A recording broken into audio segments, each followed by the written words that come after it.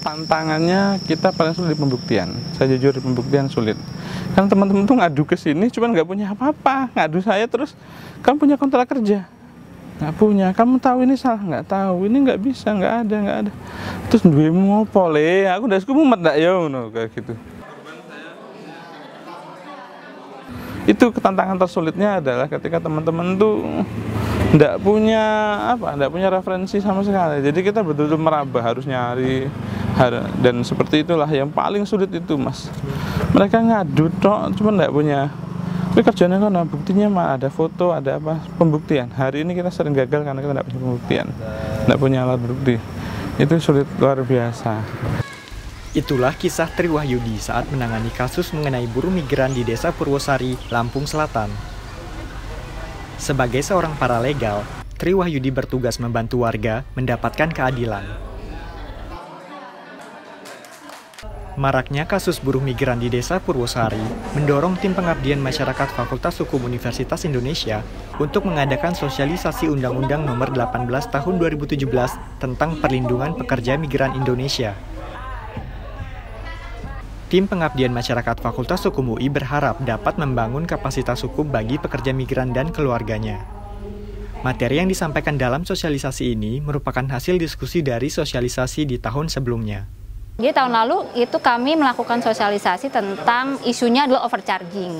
Nah, akan tetapi dari sharing dan diskusi yang terjadi pada kegiatan tahun lalu, ternyata secara dasar hukum sendiri mereka belum paham. Gitu. Bahkan masih banyak yang belum tahu adanya Undang-Undang 18 2017 yang merupakan perubahan dari Undang-Undang 39 tahun 2004. Nah, oleh karena itu kami berpikir alih-alih langsung kepada isu yang besar gitu ya, mereka harus tahu dulu gitu dasar hukum utamanya tuh apa.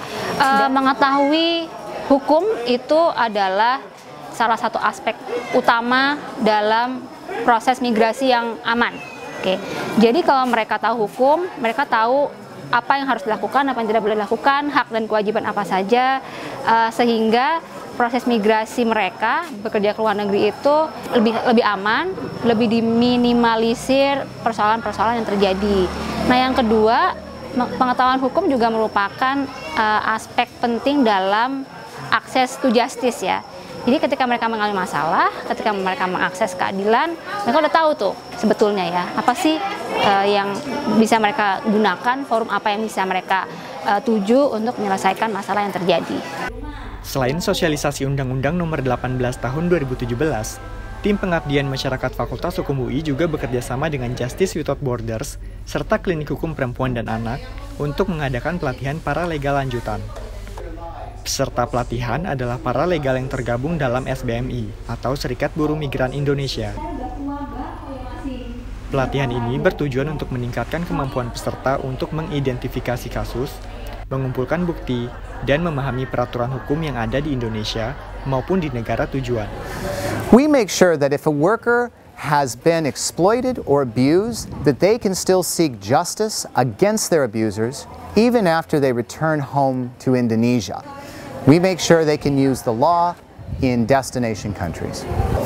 Our hope is that the people here can talk about the rights of migrant workers with their friends, family, and community. Knowledge is power for migrant workers, and speaking up when there is exploitation is the best way to start addressing the problem. Respon positif datang dari warga Desa Purwosari, salah satunya Sariah. Sebagai seorang paralegal yang tergabung dalam SBMI Lampung, Sariah mengaku mendapat banyak manfaat. Ia pun berharap kegiatan ini dapat terus berkelanjutan. Oh, banyak sekali. Banyak sekali. Yang pasti kita dapat ilmu pengetahuan ya. Kemudian kita dapat motivasi, sehingganya tumbuh motivasi di kita untuk bisa lebih giat lagi gitu kan, menyampaikan kepada masyarakat kita, khususnya masyarakat Purwosari, bahwa kalau memang pengen bakat menjadi pekerja migran itu bisa mencari gitu ya, mencari informasi-informasi yang aman, dan kalaupun di negara tujuan kok dia nanti mengalami hal-hal yang tidak mengenakan, itu dia bisa tahu langsung menghubungi siapa di kampung halamannya gitu, yang bisa membantunya gitu. harapan kita mudah-mudahan kegiatan seperti ini tidak selesai hanya sampai di sini ya.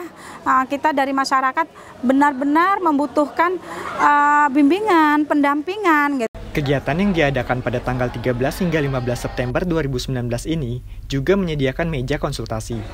Di meja konsultasi tersebut, peserta dapat menceritakan pengalaman atau masalahnya kepada tim pengabdi. Kadek Andre, Ahmad Fitrian, TVUI.